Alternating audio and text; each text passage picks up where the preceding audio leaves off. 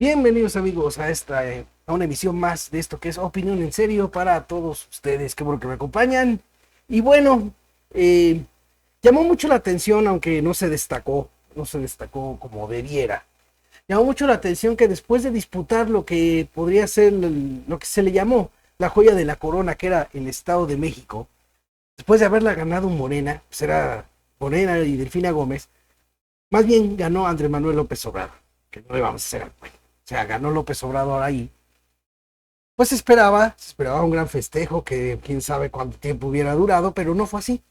No fue así. Prácticamente, ¡pum!, lanzaron adelantándose por encima de lo que dicen las leyes electorales, como siempre. No me vengan con que la ley es la ley.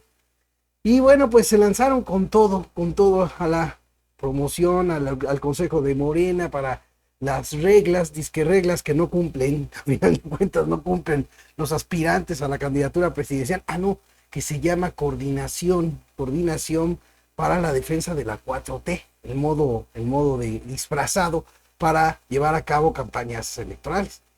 Fíjense, uno de los puntos dice que no deben de hacerse promoción personalizada, sino que tienen que ir a hacer asambleas informativas, informarle a la gente de los avances y de cómo se está llevando a cabo lo que ellos llaman la cuarta transformación, que en realidad es una transformación de cuarta, pero irles a endulzar el oído a la gente, supuestamente que de eso se trata. No debe haber promoción personalizada, pero van personalmente las corcholatas a encabezar lo que le llaman asambleas informativas para disfrazar lo que son actos de campaña. O sea, de eso se trata todo el show sote. Todo un show que pues, la pregunta inmediata y que poco a poco se va contestando, no a los ojos de los adoctrinados, pero sí a la de los que le pensamos, ¿cuál es el verdadero motivo de esto? ¿Cuál es el verdadero motivo de esto? Y se está viendo. La mayoría de los mexicanos, digo aquí en general, está perdiendo de vista situaciones tan lamentables que se están dando en este gobierno, en lo que sigue, en esta transformación de cuarta hasta este momento. ¿Verdad? Los ha perdido de vista completamente porque están enfocados en el show trazado por López Obrador desde la presidencia de, de quién va a ser el candidato presidencial de Morena. Porque de eso se trata todo esto. Y se viene demostrando, pero viene surgiendo muy, muy, muy despacito. ¿Por qué? Porque hasta el propio poder mediático le ha dado mucho enfoque, por supuesto, al tema de la sucesión presidencial. Entonces, aquí vamos a ver tres aspectos muy importantes que se están perdiendo, que se perdieron de vista totalmente y que vienen pasando durante toda esta transformación de cuarta hasta el momento y que siguen sin tener la relevancia de vida. ¿Sí? Vemos, por ejemplo, cómo todo el mundo está distraído con que Marcelo Ebrard propone la creación de una secretaría nueva, una secretaría para ser la secretaría de la 4T y que la encabece el hijo de Andrés Manuel López Obrador, Andy, que desde hace mucho tiempo mueve los hilos, cuando según ellos no querían ni ser políticos, ni querían trabajar con su papá, ni nada. Eso es puro show. ¿Sí?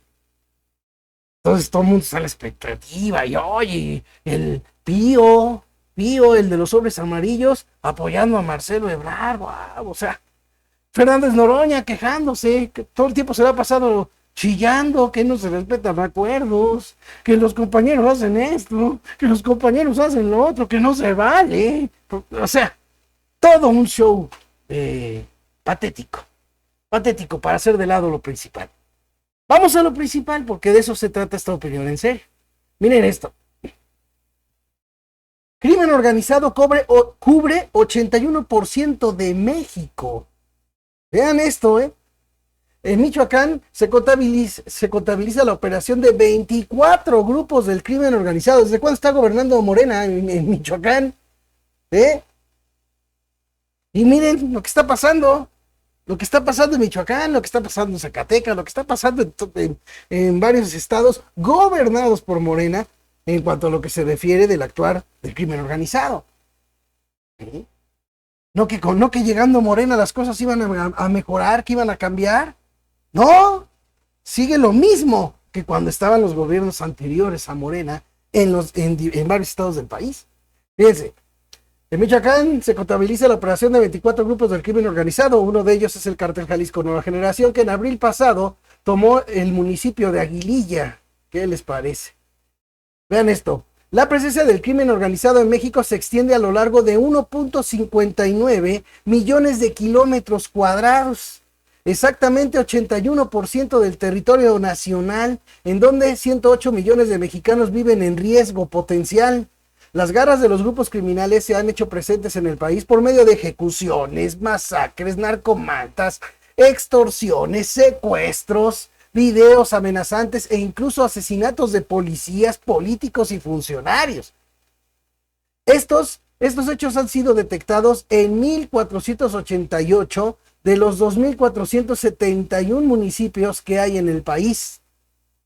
Las organizaciones delictivas con mayor presencia en México son el Cártel Jalisco Nueva Generación y el Cártel de Sinaloa. El primero opera en 28 estados, el segundo en 24. Se ha detectado la presencia del Cártel del Golfo en 10, del Cártel del Noreste en 8, de la familia michoacana en 7, de los Zetas en 6, de los Templarios en 5, de los Chapitos en 4, organizaciones menores como los Beltrán Leiva, el Cártel de Caborca, los Talibanes, los Rojos, los Salazar y los Viagras actúan cada uno en 3 estados. Tras una investigación de más de 6 meses, ojo, que incluye datos del gobierno federal y de las fiscalías estatales, así como la consulta de fuentes abiertas y la revisión exhaustiva de documentos hackeados a la Secretaría de Defensa Nacional por el colectivo Guacamaya, la firma AC Consultores preparó un voluminoso estudio a cuyas conclusiones tuvo acceso el Universal. En solo 12 días del actual mes de junio, el país se sacudió con imágenes de sangre procedentes de todos los rincones de México. Se trató de asesinatos y masacres ocurridos en lugares tan distantes entre sí como lo son Chiapas, Chihuahua, Guanajuato, Morelos, Tamaulipas, Michoacán, Oaxaca, Veracruz, Guerrero, Sonora, Zacatecas y Querétaro. Así, fíjense. En estos días se registraron 971 homicidios dolosos, un promedio de 80.9 diarios. Esos homicidios engrosan la cifra de más de 158,000 muertes violentas ocurridas a lo largo del sexenio de Andrés Manuel López Obrador. Fíjense, ya van más de 158,000. El reporte consultado por el Universal es una radiografía que explica esa violencia y habla de una crisis de criminalidad sin precedentes. Según AC Consultores, en el país existen 175 organizaciones criminales. El Cártel Jalisco actúa en 427 municipios mexicanos, los Zetas en 411, el de Sinaloa en 293, la familia michoacana en 103, el Cártel del Golfo en 84, el Cártel del Noreste en 63, los Zetas vieja escuela en 55 y el Cártel de Juárez en 30. Hay una inmensa constelación de grupos que dominan entre 20 y 50 municipios. Los Chapitos, los Salazar, los Guerreros Unidos, los Rojos y la Línea, así como organizaciones menores conocidas y citadas, los Iglesias, el Cheturo, los Chewis, los Coyunda, los Reyes y los Terán. El documento expresa también el radio de influencia de cada uno de esos grupos. El Cártel de Sinaloa domina 674,000 kilómetros cuadrados. El Cártel Jalisco 477,000. El Cártel de Juárez, por su parte, mantiene presencia a lo largo de 153,000. Las células del Cártel Jalisco se mueven en lugares cuya población abarca en su conjunto 55 millones de personas. El Cártel de Sinaloa lo hace en sitios donde habitan 36 millones. La familia michoacana, el Cártel del Golfo, la Unión Tepito y el Cártel de Tláhuac operan en centros donde conviven 47 millones de mexicanos. Solo 2 grupos, como se ha dicho, operan en más de 20 estados. Del Cártel Jalisco no se reporta presencia en Sinaloa, Durango, Coahuila y Campeche. En el resto del país hay actividad de sus células. Según el documento, el Cártel de Sinaloa tendría también presencia en casi todos los estados, a excepción de algunos como Tamaulipas, Michoacán, San Luis Potosí, Querétaro e Hidalgo. De las 175 organizaciones registradas, solo 39 actúan en 2 estados o más. Un total de 136 se mueve en un solo estado, de la República. De acuerdo con el estudio, existe un promedio de alrededor de 9.5 grupos criminales en cada estado de la República. La Ciudad de México es la excepción. Se registran 216% más organizaciones que en el resto del país. Vean qué dato, ¿eh? La Ciudad de México es la excepción. Se registran 216,000% más organizaciones que en el resto del país. La ciudad segura que presume Claudia Sheinbaum y Omar García Harfuch. Vean. Pero operan también grupos locales como el Juan Balta, los Tanzanios, los Canchola, los Rodolfos, Ronda 88, los Molina, el Maestrín, el Hércules y el ET, según el documento. Según el documento, en la capital del país también existe presencia del cártel de Sinaloa, el cártel Jalisco Nueva Generación y los Guerreros Unidos. Como dato relevante, el informe señala la presencia de organizaciones de colombianos y venezolanos. Además, fíjense, organizaciones internacionales. Esto ha de ser parte de la tan aplaudida inversión extranjera. Esto, ¿no? Ay, fíjense nada más. Bueno. Ok, ¿dónde me quedé? Bueno. En su totalidad estos grupos ponen en riesgo, aquí está, me quedé aquí, muchos de ellos dedicados al gota a gota, a la extorsión gota a gota, cuya actividad ha sido ubicada en 23% del territorio nacional. Las tranzas esas de gota a gota, fíjense, ojo. En su totalidad estos grupos ponen en riesgo potencial a 8.6 millones de habitantes. Los municipios más críticos serían las alcaldías Gustavo Amadero e Iztapalapa. Fíjense, ya va el segundo gobierno de Clara Brugada. Y vean cómo está la inseguridad en Iztapalapa, las cuales registran la presencia de 13 grupos criminales, lo que la coloca en el mismo rango de Tepaltepec, Michoacán, con 15 organizaciones, y Ciudad Juárez, Chihuahua, con 12 grupos. En la lista de alcaldías del país con mayor presencia del crimen organizado están las oaxaqueñas Asunción, Ixtlatelpec, Chahuites, Ciudad Ixtepec, El Espinal, Guevara de Humboldt, Ispantepec, Nieves, Juchitán de Zaragoza, Magdalena, Tlacotepec y Reforma de Pineda, con 9 grupos cada una. En ese rango se encuentra Ecatepec en el Estado de México y Mexicali en Baja California. Otros estados del país que superan la media nacional en cuanto a presencia del crimen organizado son Michoacán, gobernado por Morena, donde se contabiliza la presencia de 24 grupos. Sonora, donde actúan 19. ¿Quién está en Sonora? Alfonso Durazo. Ahí están 19. El Estado de México y Chihuahua. Bueno, se puede decir que en el Estado de México está el PRI. Chihuahua no recuerdo, creo que está el PAN, creo, no lo recuerdo bien. Con 18 cada una. Oaxaca con 16. Guerrero Hidalgo con 14 respectivamente. Así como Morelos y Puebla con 11 grupos detectados en cada estado. ¿Cuántos estados aquí son gobernados por Morena? Y vean la realidad. Esta es la realidad. El estudio concluye que la presencia mayoritaria del crimen organizado en el país, medida incluso en kilómetros cuadrados, corresponde a los cárteles Jalisco Nueva Generación y de Sinaloa, y que en 49% del territorio se han asentado grupos como el cártel de Juárez, los Zetas, los Salazar, el cártel del Noreste, el cártel del Golfo, la Línea, los Chapitos y los Zetas Vieja Escuela. El cártel Jalisco tendría en riesgo de seguridad, con sus respectivos efectos sociales y económicos, a 43.5% de la población de México. Casi la mitad, casi la mitad del puro Jalisco. El puro Jalisco. Cheque nomás esto, El cártel de Sinaloa, 28.6%. Es la radiografía del avance del crimen organizado hasta 2023. El retrato de un país inmerso en una crisis de criminalidad sin precedente. Esta es la realidad que hay que ocultar con todo el show de las corcholatas. Exactamente eso. Exactamente eso. ¿Sí? Nomás para que se vayan dando ustedes una idea. Otro aspecto muy importante, y quise retomar estos temas, porque considero que son las demandas más sentidas de la población.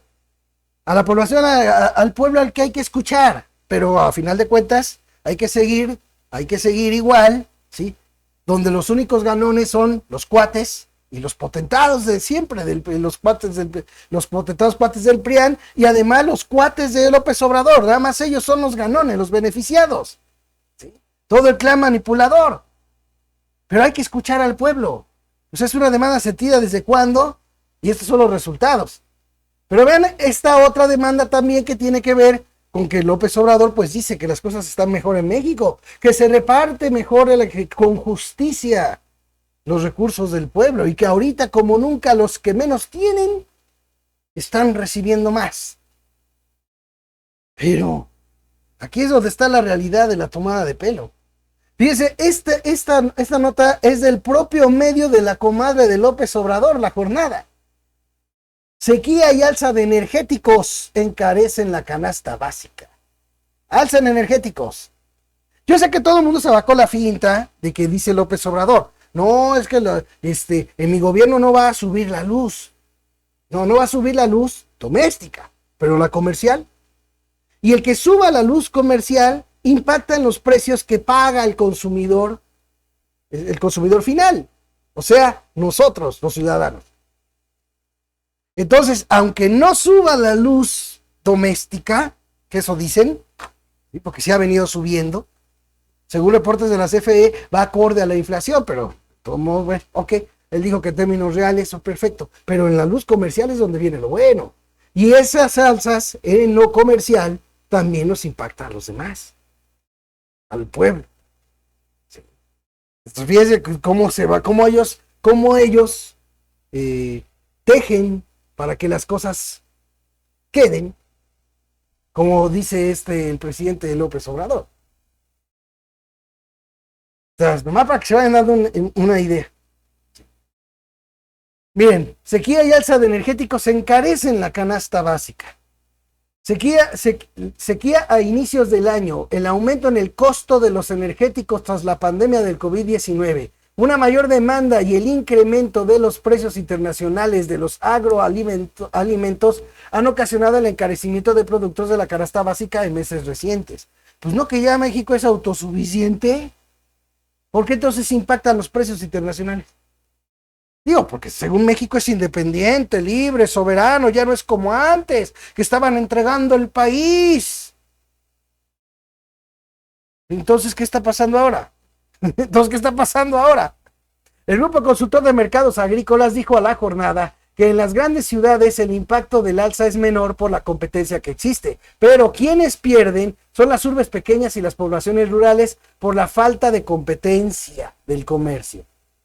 Comentó que el encarecimiento de la tortilla, el pan y aceites se relaciona directamente con el alza en el costo del maíz en 60%, trigo 20% y la soya 35% en julio frente a igual periodo del año pasado.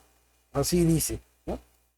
Esta nota, déjeme ver, vamos a aclarar, a ver si viene de qué fecha tiene, aunque aquí dice domingo 1 de agosto. Y aquí le pusieron julio, pero si todavía julio va a empezar apenas, pero bueno, ok, así viene, ¿no? Bueno, ok,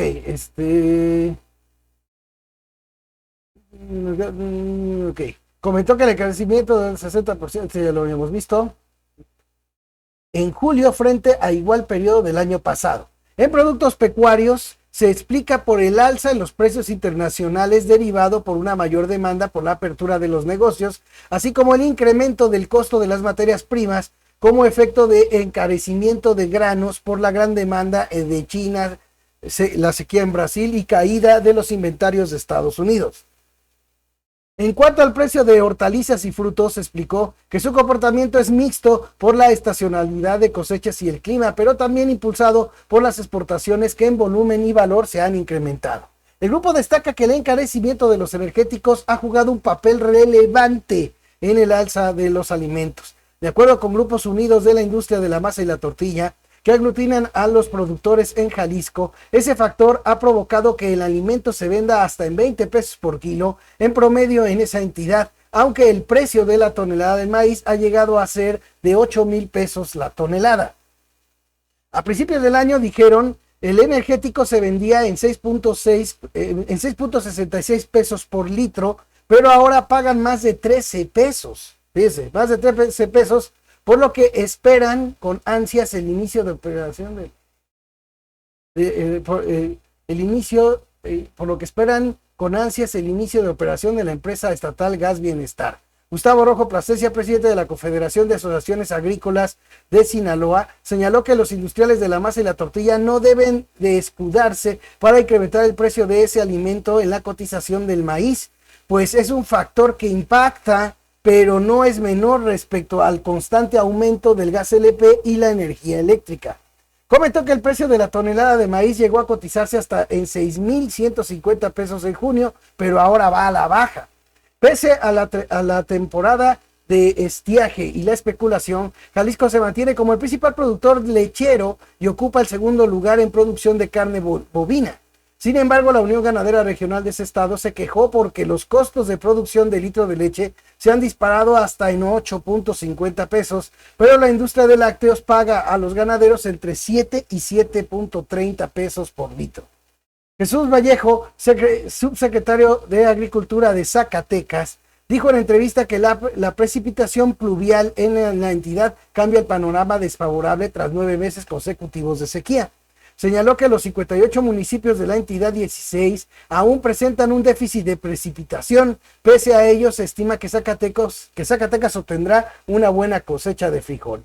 La comercialización está supeditada a la oferta y la demanda. Por ejemplo, la producción en 2020 fue una cosecha corta de 240,000 toneladas y los productos de frijol Pinto San Luis lo vendieron a 16,000 pesos por tonelada. Hoy en día, que este es más escaso, la tonelada ronda en 21,000 pesos por una oferta muy inferior a la demanda. Dijo al explicar por qué es elevado el costo del frijol en los comercios. La sequía que afecta al país no ha golpeado severamente a Baja California Sur porque la mayoría de la superficie de cultivo es de riesgo y solo 1,200 hectáreas en el municipio de La Paz son de temporal, señaló el director de Agricultura del estado, Efraín Beltrán Machado. Por la pandemia, productores reportaron pérdidas por la falta de comercialización de sus cosechas. Además, los productos batallan con el incremento de los insumos que se suma a los generados por la pandemia y muchos de los precios de las cosechas no repuntaron. Bueno, ahí está esta nota también y continúa en aumento, les digo, ¿cómo se llama?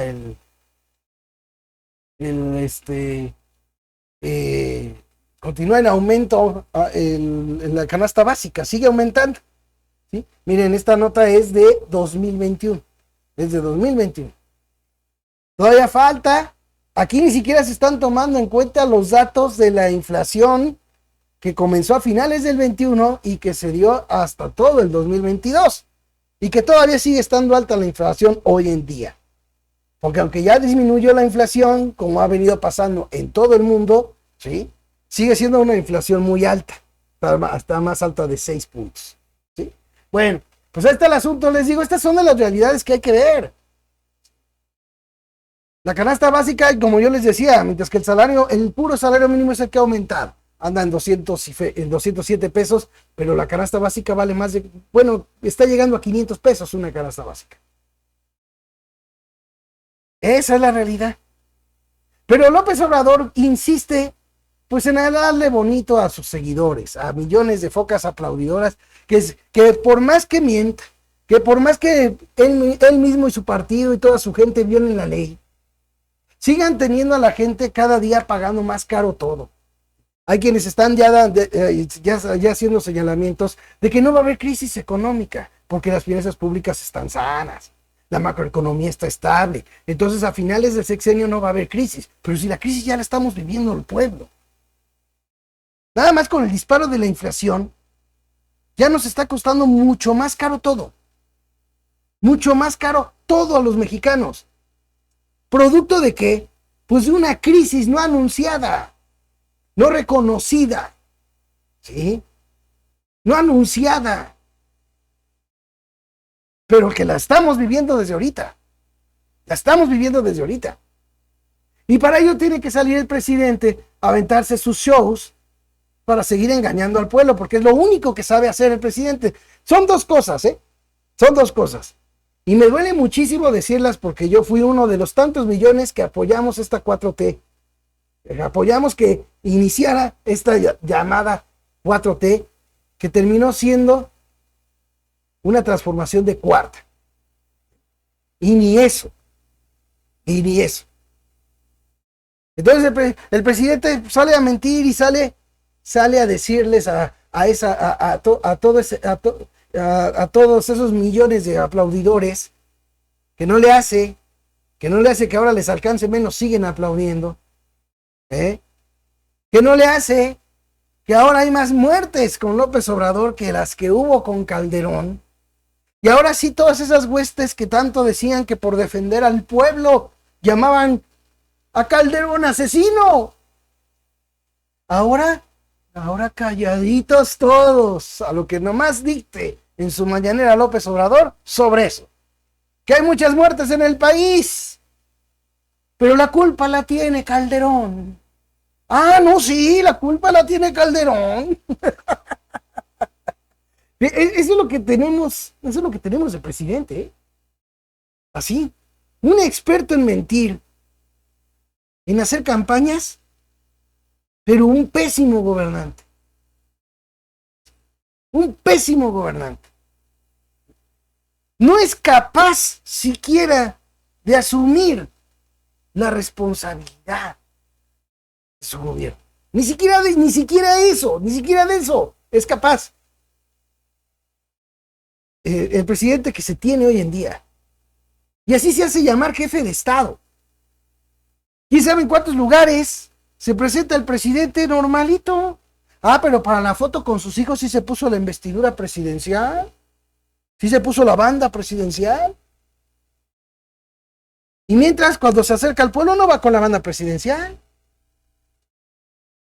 Y todavía dice él que primero es el pueblo. Si primero es el pueblo, ante el pueblo te presentarías con la banda presidencial. Pero no la usa, ni para sus conferencias, ni para mentirle al pueblo. No usa la banda presidencial para hacer acto de presencia al pueblo. Pero sí para tomarse la foto con sus hijos. El que llama clasistas a sus adversarios. Bueno, miren nomás con lo que sale López Obrador, y a diferencia de él, lo vuelvo a repetir, y de su show mañanero, aquí presento evidencia. Yo. Vean esto que dijo. Esto iba al fracaso rotundo. Si no, se iniciaban los cambios, la transformación. En otras palabras, es lo mismo que siempre ha dicho cada presidente. Cuando ya su gobierno fracasó, cuando ya el pueblo está decepcionado, es con la que sale. Si no hubiéramos llegado nosotros, si no hubiéramos iniciado nosotros, no, hombre, las cosas se hubieran puesto peor. Es lo mismo que está diciendo, nada más que con palabras adecuadas a su show, a su speech. Miren. Iba a ser desastroso para todos. ¿Y no es desastroso ahorita? Con lo que acabo de leer de la presencia criminal de hoy en esta 4T en el país. ¿No es desastroso que el crimen organizado tiene presencia en el 80% del territorio nacional? ¿No es desastroso? Ha sido más claro el show y el engaño de este señor. Miren. Resulta que no hay tampoco un empresario, o son decepciones, banqueros, que digan, hemos perdido dinero, nos ha ido muy mal. No, pues los empresarios, a lo que ellos llaman empresarios, que son los potentados, y banqueros, a ellos les ha ido re bien en este sexenio. ¿Cómo les iba en los sexenios del PRI y el PAN? Por aquí no debemos de perder de vista algo muy importante. No lo debemos de perder de vista. Al igual que ahorita con López Obrador, lo mismo ha pasado con los gobiernos anteriores. Las cosas están mal para el pueblo, pero ¿por qué están bien? ¿Por qué está bien la economía? ¿Por qué están bien las políticas del gobierno? porque se mantienen políticas, las finanzas públicas sanas, la macroeconomía estable. Así. La macroeconomía estable. Pero nunca han explicado nadie, ni del PRI, ni del PAN, ni del PRD, nadie, absolutamente nadie, explica bien con palitos y bolitas qué significa eso. ¿Qué significa eso? A ver, ¿qué significa estabilidad macroeconómica? Significa que el potentado, los bancos que el año pasado ganaban millones de pesos al día, siguen ganando millones de pesos al día. Eso es lo que en la práctica significa la estabilidad macroeconómica. Así. ¿Qué significa la estabilidad, que las finanzas públicas estén sanas? ¿Qué significa? Bueno, en los hechos significa que a pesar de los problemas económicos que vive el país, se le ha podido sacar al pueblo y a la nación lo necesario, sumado al techo de deuda permitido, para que las finanzas públicas estén sanas. Porque no es gracias al gobierno, es gracias a lo que se le cobra al pueblo y a lo que disponen de la nación, más lo que el techo de deuda, porque siempre, hasta en el gobierno de López Obrador, se ha trazado año con año el techo de endeudamiento dentro del presupuesto. Entonces, como eso no se explica, no está yendo re bien, ¿por qué? Porque hay estabilidad macroeconómica. Entonces, ¿dónde está la diferencia entre la 4T y los gobiernos pasados? Si estamos viviendo lo mismo, los mexicanos pagamos más caro todo. Sigue empobreciéndose el país. Sigue siendo la informalidad la que más empleos genera. Lo reconoció hoy en su mañanera López Obrador. No tengo ese video ahorita. Pero hoy en la mañanera lo reconoció López Obrador. Y yo aquí ya se los había explicado desde cuándo. Desde hace tiempo. Que el mayor generador de empleo es la economía informal. ¿Sí? ¿En qué se basan para los datos optimistas de la creación de empleos? En los números del Seguro Social, pero sin señalar que también cada ciudadano que trabaja por su cuenta puede afiliarse al Seguro Social. Eso no lo dicen. Eso no lo dicen. Una persona que consigue trabajo en un empleo informal para buscar poder pensionarse a futuro, puede afiliarse ella. Esa persona puede afiliarse al Seguro Social. Entonces, ¿en qué se traduce eso? Pues, en que hay una falsedad al usar los afiliados del Seguro Social como referente de la creación de empleos en el país. Pero por eso no lo explica. Por eso no lo explica. ¿Cómo se van a quejar los potentados cuates como su cuate Carlos Slim? O los banqueros. Ahorita les voy a demostrar por qué ellos no se quejan. Nada más que hay que ver esto un poquito más adelante, porque además, esto que les voy a presentar yo, demuestra cómo volvió a mentirle al pueblo de manera descarada y ruin López Obrador. Miren, observen esto que dijo. No, han hecho negocios ilícitos y han obtenido ganancias razonables. Han obtenido ganancias razonables.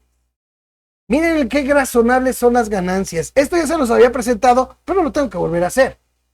Fortuna de Carlos Slim alcanza nivel récord en el primer trimestre de 2022. El incremento de los ingresos del magnate mexicano llevó a su fortuna a un nivel récord de 1.88 billones de pesos. Fíjense, es el gran cuate ahorita de Obrador, es al que invita a Palacio Nacional a desayunar, al que le dé el visto bueno cuando va a hacer un anuncio respecto a los logros económicos de México. Es al que invita a Palacio Nacional. Pero mientras le dice al pueblo que no hay que ambicionar bienes materiales. Si tienes un par de zapatos, ¿para qué quieres otro? Miren, yo ando con mis 200 pesos en la cartera. Pero ahí tienen en Palacio Nacional de invitadazo a Carlos Slim. Aquí está lo que yo les decía desde cuando. Miren, en el primer trimestre de 2022 la fortuna de Carlos Slim aumentó 89,043 millones de pesos, unos 247 millones de pesos más cada día. Les vengo yo diciendo. Miren las ganancias razonables de sus cuates, de los empresarios. Todavía falta la de los demás potentados. Todavía falta más eso. ¿Sí? Para que vean hasta dónde llegan las mentiras del presidente. Ahora vámonos con la de los bancos, que también miren las ganancias razonables de los bancos, vean. Y esta es del periódico de su comadre, de la jornada. Ganancias récord. Ganancias récord. Esta nota es del 7 de febrero de este año. Ganancias récord para la banca en 2022. Más de 236 mil millones de pesos. Datos de la Comisión Nacional Bancaria y de Valores. El conjunto de bancos que opera en el país obtuvo ganancias por 236,743 millones de pesos a lo largo de 2022. Se trata de una cifra máxima desde que hay registros por parte de la Comisión Nacional Bancaria y de Valores. Demuestran las últimas cifras disponibles. Con respecto a las utilidades obtenidas por el sistema bancario de 2021, se sumaron 182,075 millones de pesos. Hay un incremento de 30%. 30%. Ojo, 30%. Pero hay que presumir el aumento al puro salario mínimo, no a todos los salarios, sino nada más al mínimo. Hay que presumir que ha aumentado como nunca el puro mínimo. Pero mientras vean las ganancias de los banqueros, vean las ganancias de los banqueros, 30%. Así. Bueno. Ok, dice, con respecto a las utilidades obtenidas por el sistema bancario de 2021 se sumaron 182,075 millones de pesos. Hay un incremento en las ganancias de 30%, mientras que al compararse con los 163,000 millones reportados en 2019, el año previo a la pandemia, el aumento es de 45%. El resultado se presenta en un año que estuvo marcado por la subida de las tasas por parte del Banco de México, medida que tiene como objetivo para contener los altos niveles de inflación, pero que tuvo un efecto positivo en las instituciones de crédito y también en el que hubo una mayor actividad de financiamiento a empresas y familias. Fíjense, concentran 6 bancos, 75% de las ganancias, 6 bancos, 75% de esas ganancias, de esos 236 mil millones de pesos. 75% de las ganancias se concentran en 6 bancos. Vean las ganancias razonables. Eso es para el presidente, las ganancias razonables. Así. Y bueno, pues ahí los dejo nada más con este otro, porque de manera constante si lo vengo haciendo aquí en este programa, ¿no? De manera constante les vengo presentando, ¿no? Información que demuestra el descaro de la 4T. Así. Nada más quiero comentarles algo de volada. Que quería aquí mostrarles. Fíjense, ya no va para terminar, ya nada más para terminar de rematar todo el por qué tenía que venirse este showzote, ¿sí? Miren esto. Extorsiones en México aumentaron 48% durante el gobierno de López Obrador. 48% la extorsión. Bueno, la Confederación Patronal Mexicana, Coparmex, indicó este martes que el delito de extorsión en México creció 48% en lo que va del gobierno de López Obrador en comparación con el mismo periodo de la administración pasada. A través de un comunicado, la Coparmex indicó que desde que inició la actual administración y hasta abril de este año, se han acumulado 41,873 carpetas de investigación por extorsión y y que de cada 100 casos, 96 no son denunciados.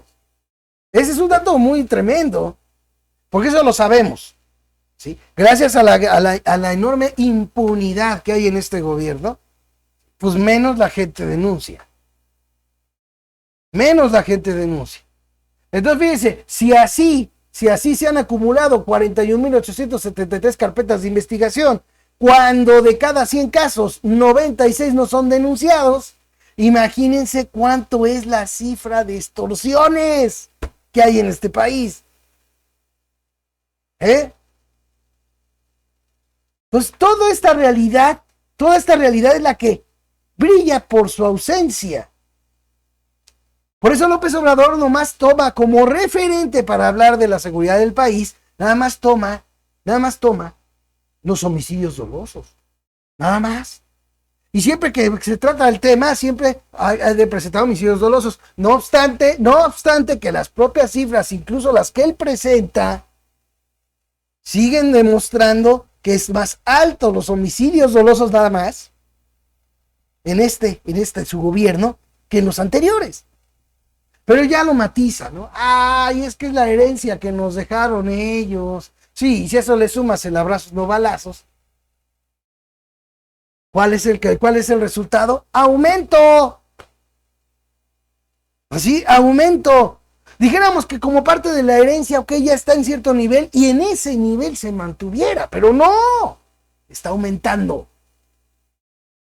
El aumento en las extorsiones, en el número de asesinatos, y eso sin contar que la inmensa mayoría de esos mismos delitos no son denunciados siquiera, es una clara muestra de que más allá de lo que le hayan heredado, en su gobierno están empeorando las cosas en materia de seguridad, en materia económica, para el pueblo. No para él y sus cuates, pues imagínense cómo va a estar. Él le dice que trae 200 pesos en la cartera cuando gana más de 100,000 pesos completamente libres. Pero como todo se lo maneja su esposa. Bueno, impunidad a él mismo. En la declaración patrimonial no puso él las ganancias de 3 millones de sus libros que él mismo dijo en Mañanera, no la puso en la declaración patrimonial. Y ahí lo dejó. Al fin y al cabo, como sabe que millones siguen aplaudiéndole, entonces ¿para qué me preocupo? Mejor me encargo de armarles el siguiente gran showzote, que en este caso le tocó hacer al de las corcholatas. Así de simple. Y así mientras que a pesar de las condiciones que viven esos mismos aplaudidores, siguen aplaudiendo. A pesar de que sus corcholatas, su partido y él mismo violan la ley, ellos siguen aplaudiendo.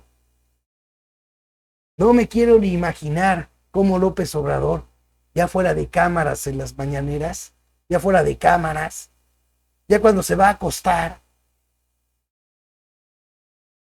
no quiero imaginarme de cómo se ha de reír de lo que él llama pueblo, güey. Gracias amigos por haberme acompañado en este comentario. Estén pendientes del próximo. No olviden dejar su like, suscribirse a este canal YouTube, darle clic a la campanita para que reciban cada comentario nuevo de su servidor Gerardo de la Huerta. Entre paréntesis también les quiero comentar que creen. El principal matraquero de López Obrador resulta ser que desde hace tiempo, esto lo expuso en una columna Lourdes Mendoza. Desde hace tiempo es socio tiene pues como socios para sus empresas de Argos Producción, tiene socios a Grupo Carso y tiene también a Televisa, y pues se habla de que prácticamente ya le vendió Argos a Televisa. Grupo Carso no quiso ir más para allá, pero parece que Televisa, Univisión sí, y sí se lo compraron. Fíjense tanto que habla de que aquellos, que quién sabe qué, que engañaron al pueblo, pero a la hora de los negocios son cuates, mano. Aquí hay que verlo fríamente. El show y el engaño al pueblo, ese por allá. Los negocios, es aquí lo importante. Ni siquiera pudo salvar su empresa Argos con el creditazo que le dio López Obrador de 150 millones de pesos. Fíjense. con donaciones millonarias que ya han estado ahorita por el orden de los 12 millones de pesos. Con donaciones millonarias a las empresas de Peñuelo Ibarra para que terminaran en las filas de Televisa Univisión. Bueno, sale pues amigos, pues todos los que quieran apoyarme para que siga esta opinión en serio, en la descripción de cada video encontrarán las opciones. Gracias por su atención, por su preferencia, que estén todos muy bien, pasen a chévere amigos y nos vemos.